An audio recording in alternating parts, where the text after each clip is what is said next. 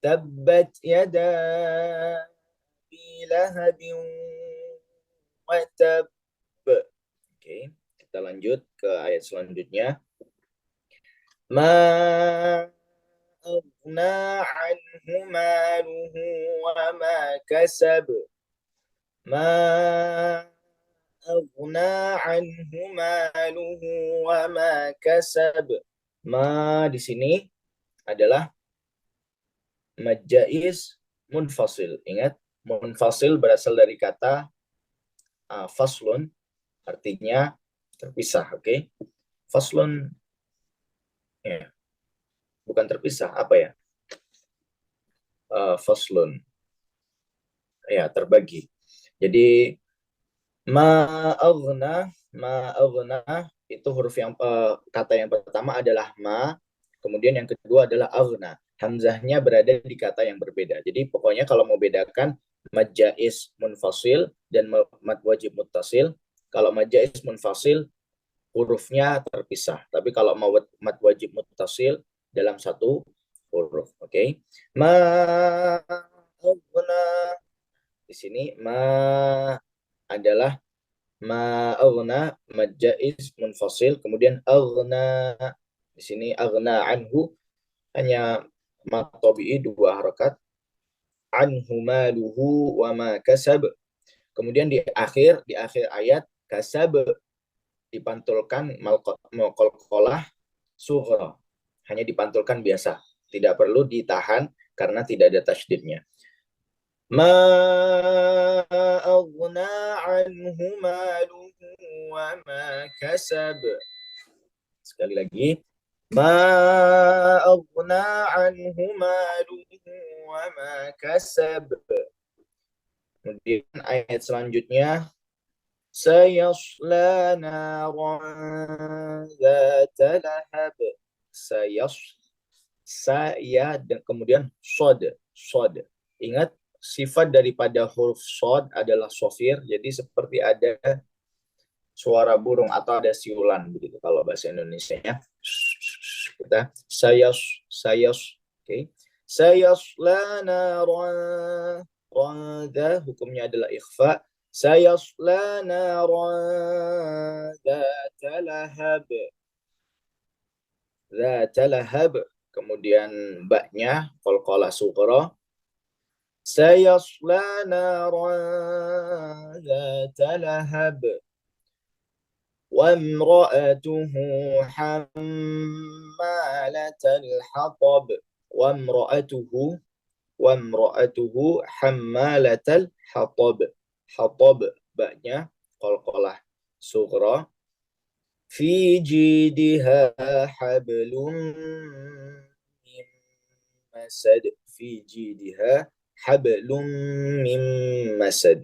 Oke, jadi ingat di sini di surat Al-Lahab ini kita belajar untuk qalqalah. Qalqalah kubra dan qalqalah sughra.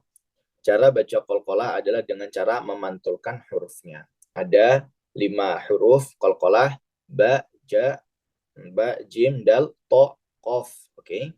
Jadi disingkat baju di toko. Jadi sangat mudah untuk menghafalkannya. Baju di toko, kalau ketemu dengan huruf-huruf ini, ketika sukun atau waqaf dipantulkan, kalau ada tasydid ditahan dulu baru dipantulkan. Kita baca sekali lagi. Tabbat yada Abi Lahabin wa tab.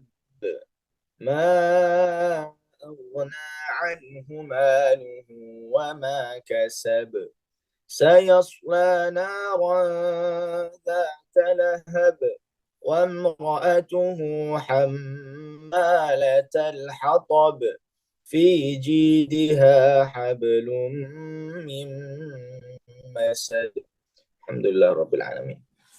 Teman-teman yang dirahmati Allah Subhanahu wa Ta'ala, Allah berfirman, Tabbat yada Abi Lahabin wa tab. Tabbat celakalah yada, kedua tangan, Abi Lahabin wa tab, kedua tangan Abu Lahab, dan celakalah dan benar-benar celaka. Ma aghna anhu maluhu wa ma kasab. tidaklah berguna baginya harta maupun keturunannya. Sayasla naran dzatal lahab. Kelak benar-benar akan dibinasakan di dalam api neraka. Wa imra'atuhu hammalatal hatab, dan istrinya membawa kalung daripada tali serabut, fi jidha hablum min masad. Hammalatal hatab, membawa kayu-kayu, fi jidha hablum min masad, di akhirnya hablun masad. Ya Allah Subhanahu wa taala menurunkan surat ini pertama kali adalah tatkala Nabi Shallallahu alaihi wasallam diperintahkan oleh Allah untuk berdakwah secara terang-terangan kepada keluarganya. Ketika Allah Subhanahu wa taala berfirman, "Wa anzir ashiratakal aqrabin." Kemudian Nabi Muhammad Shallallahu alaihi wasallam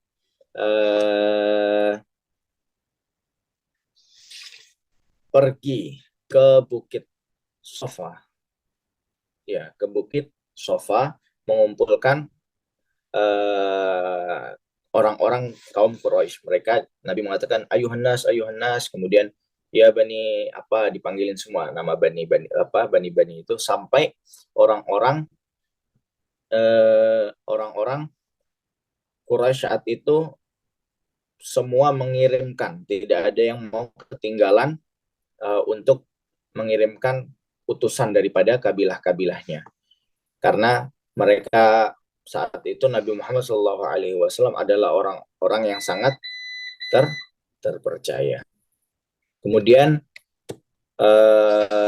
Nabi Muhammad SAW mengatakan, wahai kaum Quraisy, seandainya aku mengatakan di balik bukit ini ada orang yang akan menyerang, ada musuh yang akan menyerang kita, apakah kamu percaya? Kata Nabi SAW.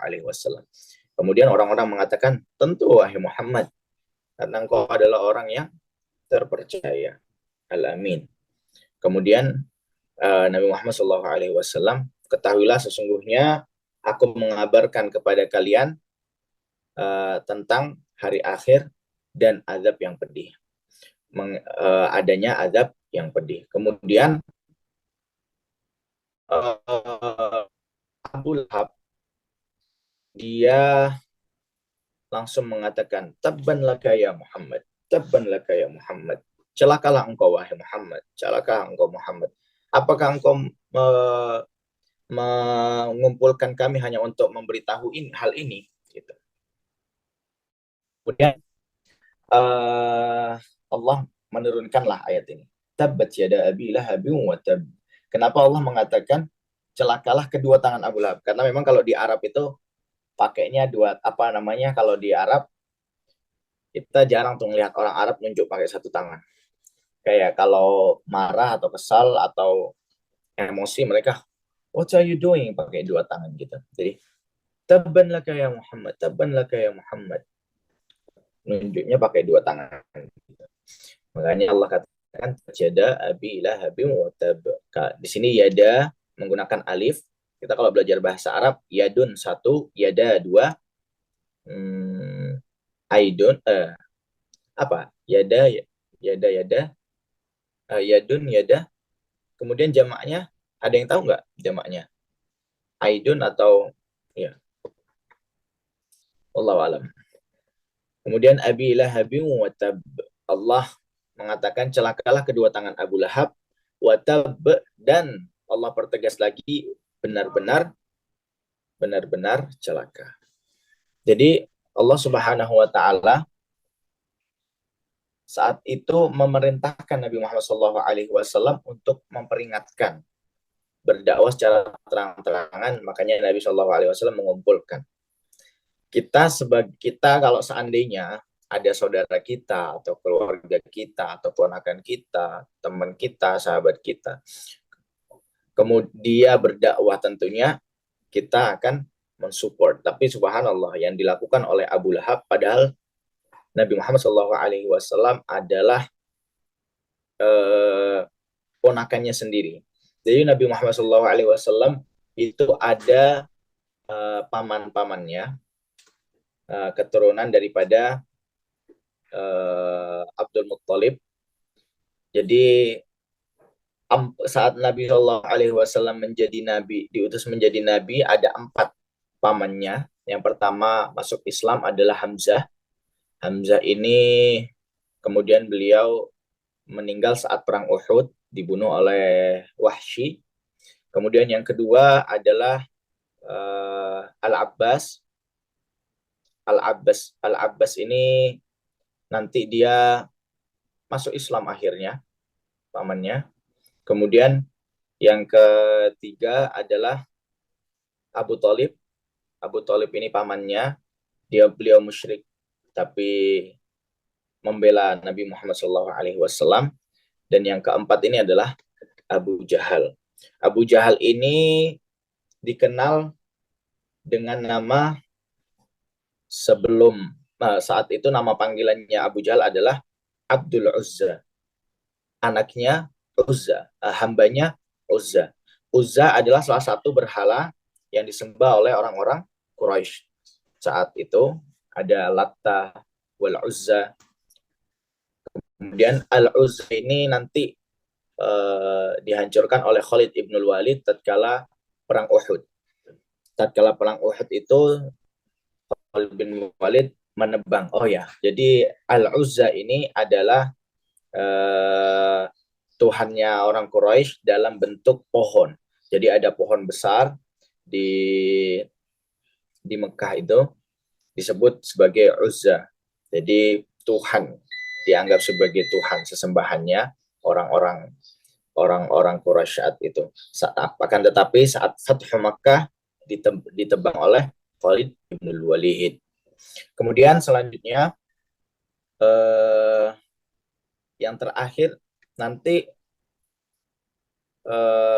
kenapa Allah Subhanahu wa taala menyebutnya tabat yada Abi Lahabin dengan Abu Lahab, bukan dengan Abdul Uzza, karena memang nama Abdul Uzza ini adalah nama yang jelek. Jadi Allah tidak mau mengabadikan di dalam Al-Qur'an. Kalau Firaun memang jahat, memang durhaka kepada Allah, tapi arti katanya tidak baik. Tidak buruk. Firaun nama Namrud ataupun apa. Tapi ketika Abu Lahab ini nama aslinya Abdul Uzza, hambanya Uzza, maka Allah tidak mau mengabadikan di dalam Al-Qur'an. Itu salah satu hikmahnya. Kemudian di antara 4 paman Nabi, yang pertama ingat, yang pertama adalah Hamzah. Ini nanti pertama kali masuk Islam dari golongan pamannya Nabi, tapi akan dibunuh nanti oleh Wahsy di perang Uhud. Beliau syahid di perang Uhud. Kemudian yang kedua adalah Al-Abbas, kalau nggak salah masuk Islam di 8 Hijriah. Kemudian Abu Thalib, beliau kafir wafat dalam kemusyrikan tapi membela Islam. Kemudian yang keempat adalah ini, pamannya Nabi, Abu Lahab atau Abdul Uzza. Kemudian Allah katakan ma aghna anhu maluhu wa ma kasab. Tidaklah berguna baginya maluhu. Karena memang maluhu wa ma kasab. Jadi nggak berguna lagi. Nanti ketika Abu Lahab ini dimasukkan ke dalam api neraka, tidak bisa menolong uangnya ataupun anaknya. Sebenarnya bukan hanya ada di neraka nanti, tapi juga tatkala di akhir hayatnya. Jadi ini ada kisah di akhir hayatnya. Kenapa Allah katakan ma'aghna anhu maluhu wa ma kasab. Jadi Abu Lahab ini dia wafat pada tahun kedua Hijriah dalam keadaan sakit. Nama penyakitnya adalah penyakit adasah. Penyakit adasah ini sejenis penyakit taun. Mungkin kalau lebih familiar dengan penyakit taun. Atau jadi penyakit kulit yang menimbulkan bernanah, menimbulkan bau tidak sedap. Dan ini adalah penyakit menular. Allah katakan wama kasab, dan tidak anak keturunannya juga nggak berguna. Wa ma kasab ini ada yang menafsirkan apa yang diusahakan atau juga anaknya. Sebagian mufassirin mengatakan adalah anaknya. Karena anak itu adalah sesuatu yang kita usahakan. Nah, jadi anaknya Abu Thalib ini namanya Utaibah. Utaibah binti Utaibah bin Utaibah bin Abdul Uzza atau bin Abi Jahal. Subhanallah. Abu Lahab ini, sorry, ribet. Abu Lahab ini satu keluarga semuanya celaka, semuanya binasa. Baik Abu Lahabnya, istrinya, ataupun anaknya. Nah, kita bicara dulu tentang anaknya Abu Lahab. Namanya adalah Utaibah. Utaibah ini setiap kali dia mau pergi kemana, ada Nabi Muhammad selalu datang dulu mampir ke Nabi Muhammad, mengejek-ngejek, kemudian celakalah engkau Muhammad, kamu begini, kamu ini nih, dikata-kata kayak, kemudian diejek-ejek, dicaci maki, baru setelah itu pergi. Kemudian suatu ketika Utaibah ini datang kepada Rasulullah SAW, kemudian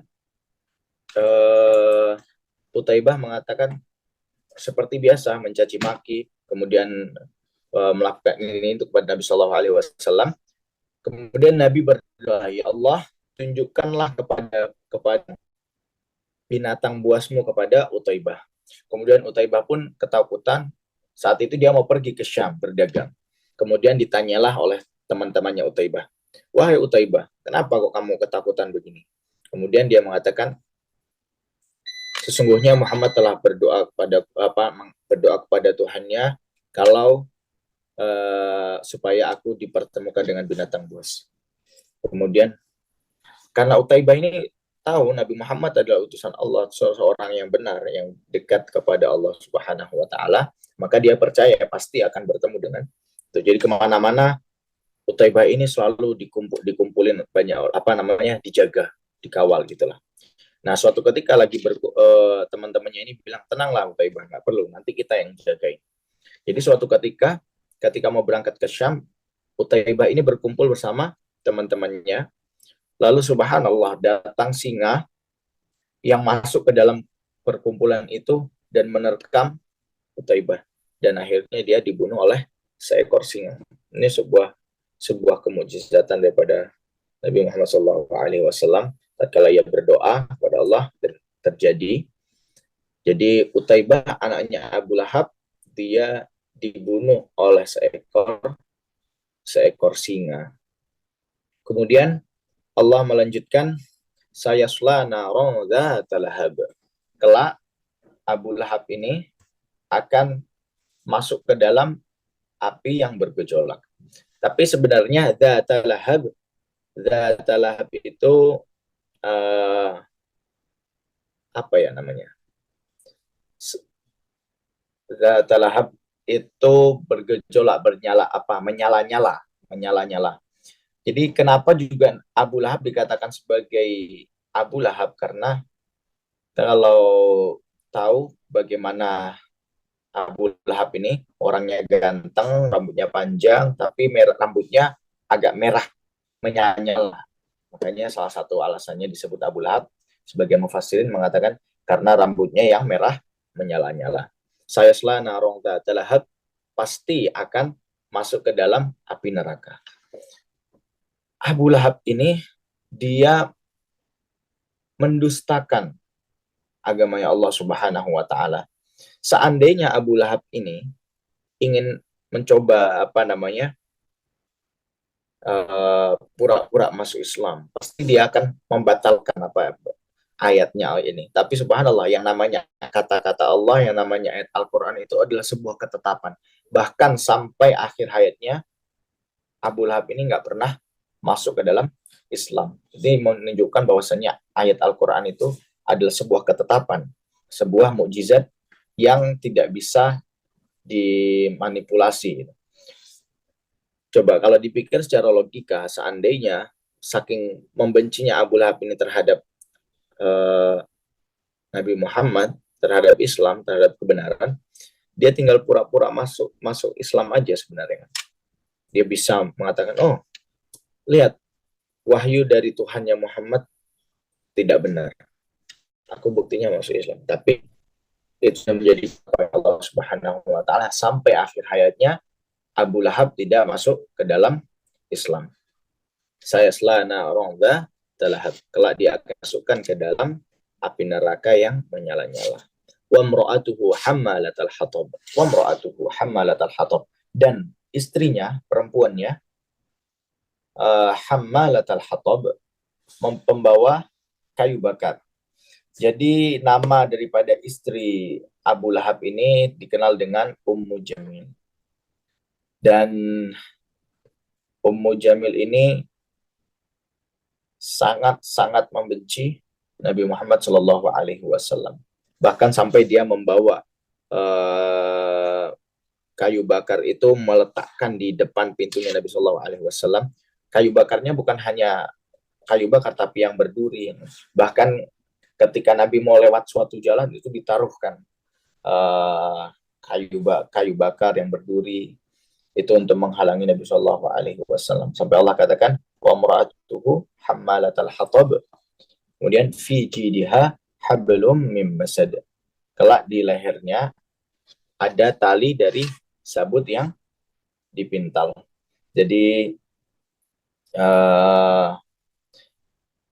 Ummu Jamil ini sosok perempuan yang menentang dakwah Nabi Shallallahu Alaihi Wasallam begitu kuat dan diganjar oleh Allah Subhanahu Wa Taala dengan api neraka. Dan mereka semua ini diabadikan oleh Allah Subhanahu Wa Taala di dalam Al-Quran. Subhanallah. Kalau orang-orang dalam Al-Quran itu ada orang-orang yang kisah-kisahnya itu diabadikan di dalam Al-Quran setelah mereka tiada. Subhanallah, Abu Jahal dan keluarganya itu dikisahkan oleh Allah Subhanahu wa taala, di ultimatum, divonis oleh Allah Subhanahu wa taala tatkala mereka masih hidup.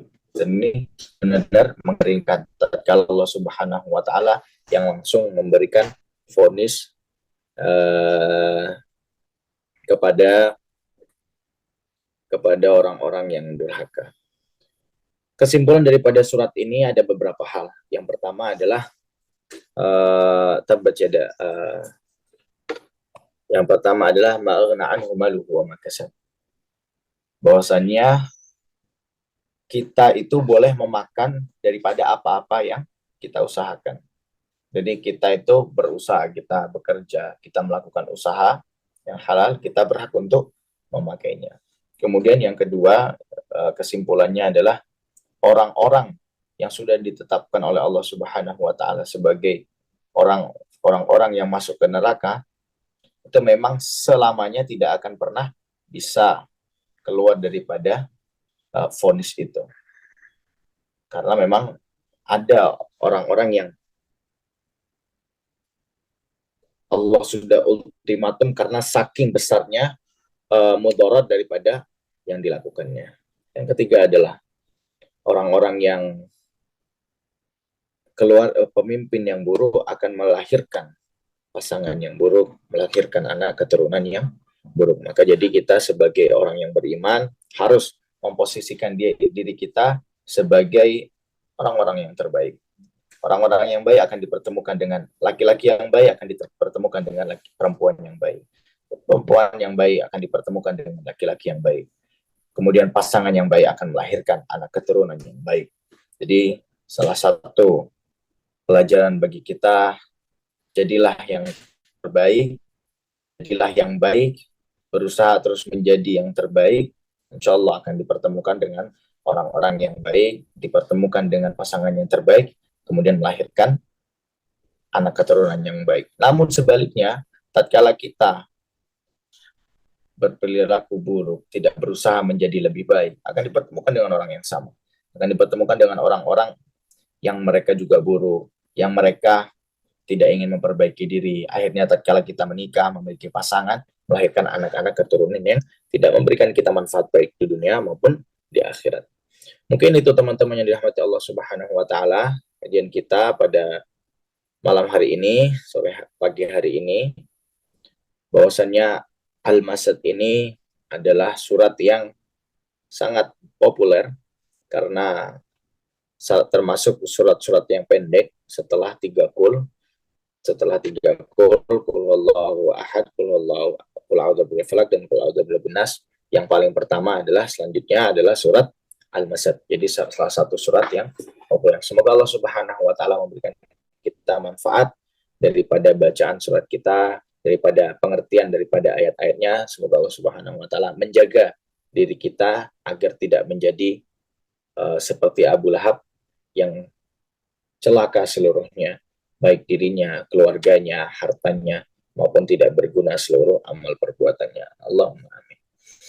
Mungkin kita cukupkan sekian aja. Kita lanjut kepada sesi tanya jawab. Kalau ada yang mau bertanya, silahkan. Bisa langsung di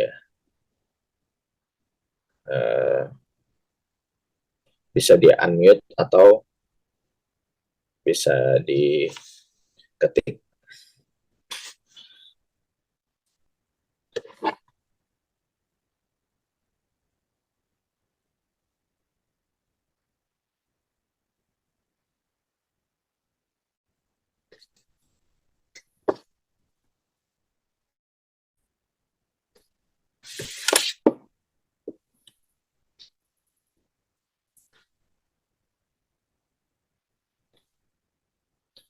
Ada yang mau bertanya?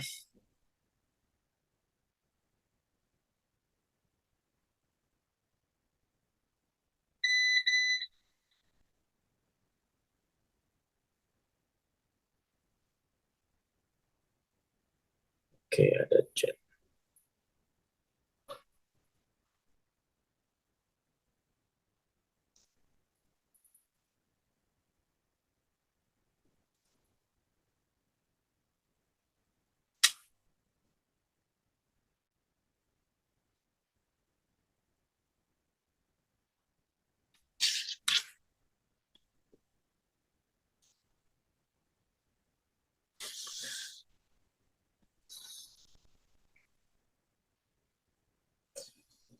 Kak, izin bertanya. Bagaimana jika kita bertemu dengan orang yang akhlakless, terus mengucap kalimat buruk, misalnya, wah awas aja kesandung batu pas jalan. Jadi salah satu akhlak sebagai orang yang beriman, pertama ada 2 hal. Oke, ada 2 hal. Pertama perlu diperhatikan, apakah orang yang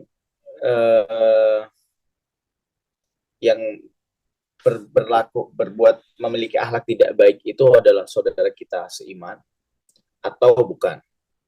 Oke. Karena kalau kita belajar berkaca daripada kisah Utaibah tersebut, pertama, Utaibah adalah bukan orang yang beriman, dan yang kedua adalah orang yang memusuhi dakwah Rasulullah SAW dan mengganggu dan menyakiti Rasulullah SAW. Maka Nabi SAW mendoakan sesuatu yang buruk. Tetapi kalau saudara kita nggak baik, kemudian jahat kepada kita, terus kita refleks mengatakan, semoga kecelakaan mobil, semoga kesandung batu ini. Itu adalah sesuatu yang tidak diperkenankan. Kenapa? Karena kita ini, Nabi Shallallahu Alaihi Wasallam dikirimkan kepada kita tatkala seseorang membaca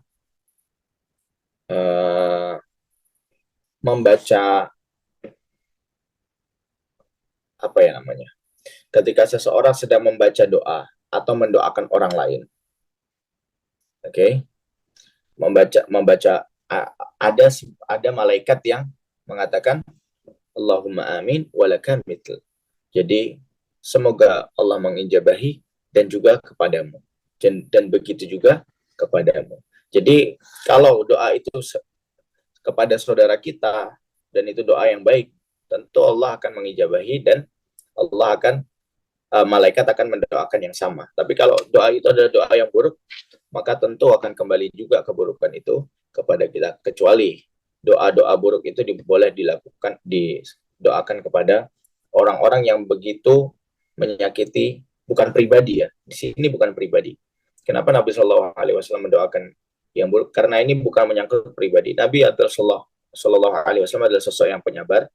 Jadi beliau mendoakan yang baik-baik. Tapi tatkala yang dimusuhi adalah Islam, menjatuhkan Islam, memusuhi Islam, kita bisa mendoakan kebaikan. Tapi kalau benar-benar madaratnya luar biasa besarnya, maka kita bisa mendoakan, kita diperbolehkan untuk mendoakan keburukan. Misalnya orang-orang Israel di Palestina, mereka membunuhi saudara-saudara kita Muslim. Kita boleh mendoakan, ya Allah laknatnya orang-orang yang membunuh saudara-saudara kita. Ya Allah hancurkan mereka, ya Allah. Boleh. Itu sesuatu yang boleh. Tapi kalau masih saudara kita yang Muslim, kita doakan yang baik-baik untuk mereka. Semoga Allah mengampuni mereka dan semoga Allah memberikan mereka hidayah dan merubah mereka menjadi yang lebih baik. Maaf Kak, izin bertanya di luar tema. Apa hukum bersedekah dalam keadaan berhutang? Pertama, kalau bersedekahnya dalam jumlah yang besar, kemudian hutangnya hampir sama, maka yang didahulukan adalah membayar hutang dulu karena itu adalah sebuah kewajiban, kemudian bersedekah.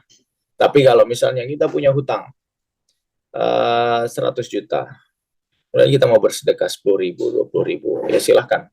Semoga dengan sedekah itu Allah kasih kita harta, Allah kasih kita kemudahan rezeki, lalu kita bisa membayar hutang kita. Yang tidak boleh adalah segala uang yang kita sedekahkan itu bisa menutupi kekurangan daripada hutang-hutang kita, maka yang kita dahulukan adalah membayar hutang. Wallahu a'lam bishawab. Assalamualaikum Kak, tadi kan ada 2 contoh mad wajib muttasil, itu gimana? Sama bagaimana cara membedakan bahwasanya itu 2, 4 atau 5 harakat? Assalamualaikum.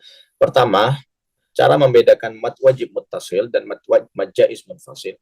Kalau mad wajib muttasil itu berada dalam satu huruf. Misalnya waja'a, ja'a. Itu kan satu huruf, ja'a. Oke. Okay. Ulaika, itu dalam satu kata. Sorry, bukan huruf. Dalam satu kata. Ja'a itu satu kata. Ulaika itu satu kata. Itu adalah mad wajib muttasil. Ingat, mad wajib muttasil itu dalam satu kata. Tapi kalau mad jaiz munfasil sebagaimana yang tadi gitu.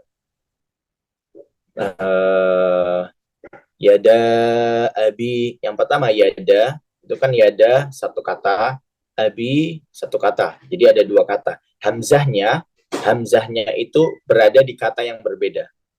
Ketika hamzahnya berada di kata yang berbeda, maka itu mad jaiz munfasil. Itu di bahasa 2, 4 atau 5. Cara membedakannya bagaimana? Bisa dengan ketukan, bisa dengan tangan, misalnya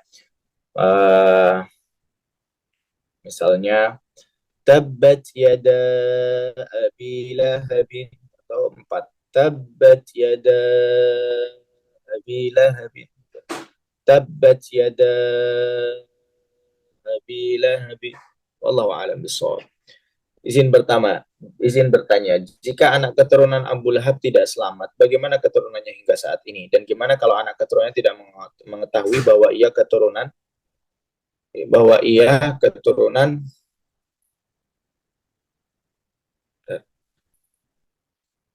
beserta keluarganya yang benci Rasulullah, apakah akan memiliki nasib hukuman yang sama pula dengan Abu Lahab dan istrinya dan tidak ada ampun? Jadi perlu diketahui anaknya Abu Lahab adalah Utaibah, dan Utaibah tidak memiliki anak keturunan. Jadi tidak ada lanjutannya. Assalamualaikum Kak, izin bertanya, minta tolong cara bacaan tashil yang benar. Tashil yang benar banyak, kategori tashil itu banyak. Bisa misalnya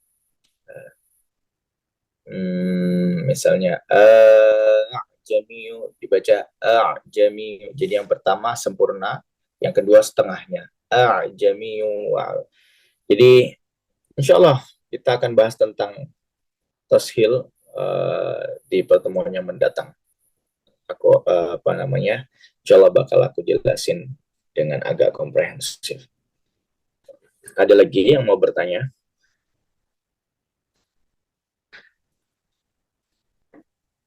Kalau nggak ada yang bertanya,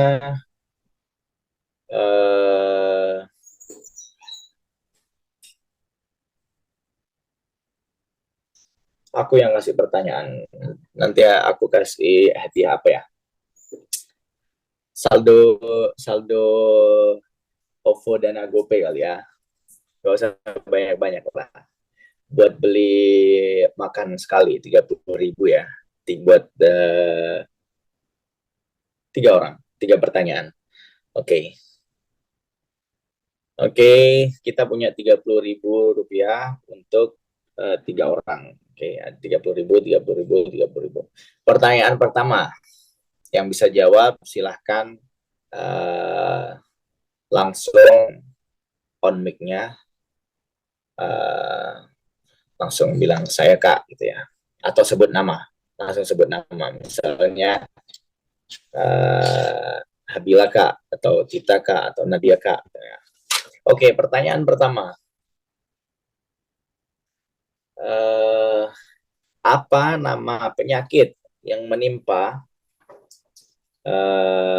Abu Lahab yang sejenis dengan penyakit taun? Apa nama penyakitnya? Yuk, silakan yang bisa jawab. Lumayan, 30.000 nggak banyak, tapi bisa buat makan ayam geprek 1 porsi. Oke. Saya Kak. Siapa namanya? Sebut nama dong. Zakia. Oke, Zakias. Oke, apa nama penyakitnya? Kolera atau bisul di perut. Bener nggak? Aku nanya nama bahasa Arabnya.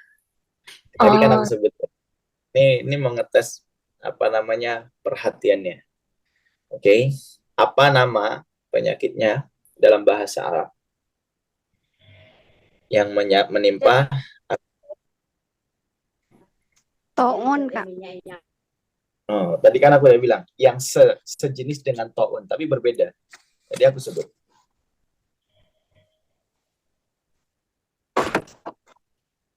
Ya. Apa nama penyakit yang menimpa Abu Lahab?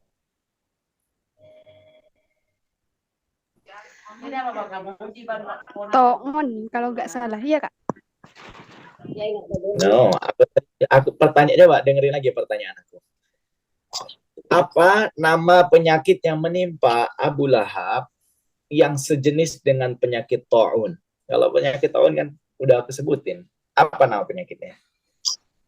Kak, saya mau nyoba. Al-Adasah. Oke. Al-Adasah. Siapa yang jawab Adasa? Irwa, Kak. Yang jawab Adasa siapa? Usfi Kak.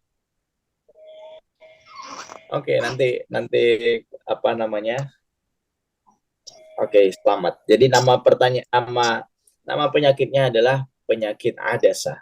Jadi penyakit similar with mirip dengan penyakit kolera, sorry bahasa Inggrisnya nyampur-nyampur.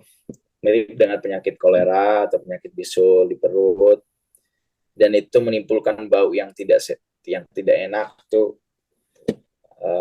sampai tatkala Abu Lahab sakit itu meninggal, waktu dia mati Abu Lahab itu dimandikannya adalah dengan cara disiram air dari jauh, kemudian dibuang ke pinggiran kota Mekah, kemudian ditimbun dengan pasir, saking tidak ada yang berani apa namanya, karena takut tertular. Oke. Kemudian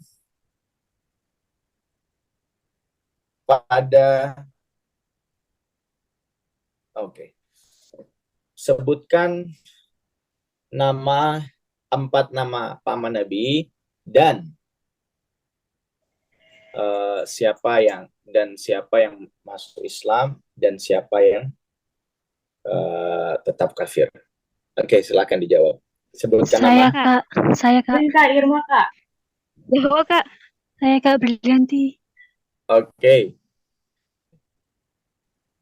Siapa namanya? 4 nama sahabat Nabi. Empat nama sahabat Nabi. Empat nama paman Nabi Sallallahu Alaihi Wasallam.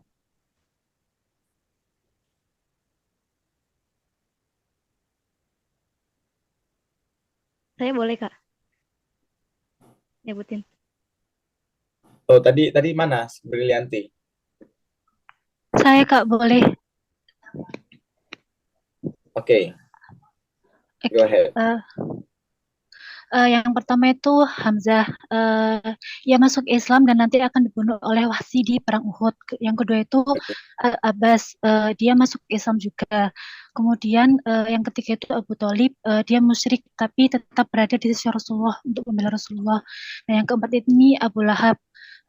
Dia yang membenci Rasulullah, yang menyebarkan fitnah dan lain-lain. Begitu Kak. Alright, siap. Oke, pertanyaan terakhir.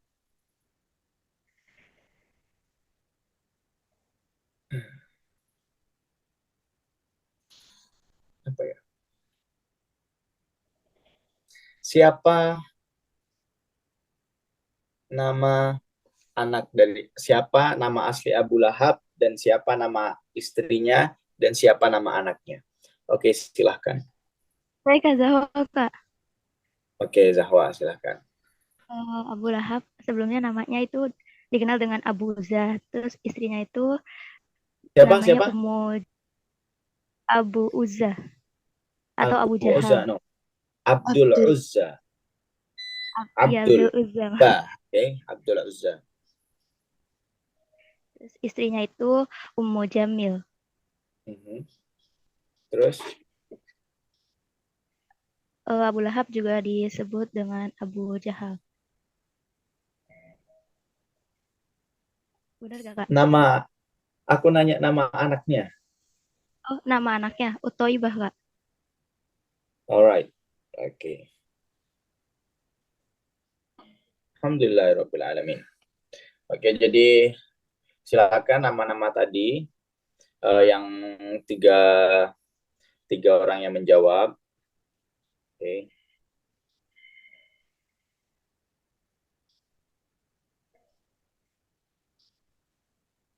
Silakan nanti chat ke siapa ya? Bisa chat ke Tita ya. Bisa chat ke Tita, ke admin.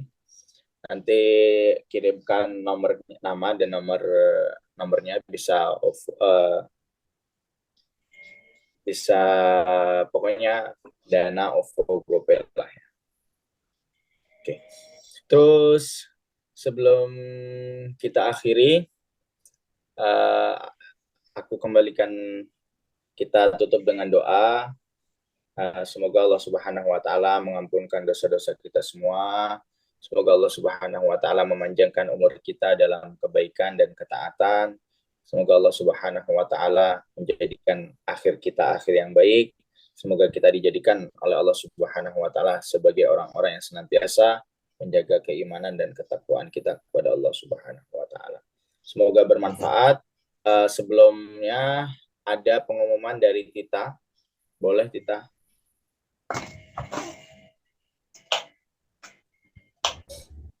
Mana Tita? Bismillahirrahmanirrahim. Teman-teman boleh kameranya di. Kalau sekolah diganggu. Oke, teman-teman, katanya boleh kameranya dibuka. Kita mau foto dokumentasi dulu. Oke, dinyalakan dulu ya kameranya semua.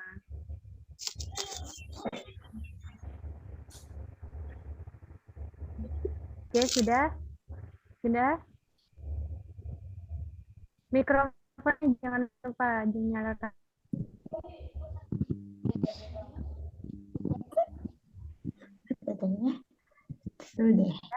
Sudah semua? Halo.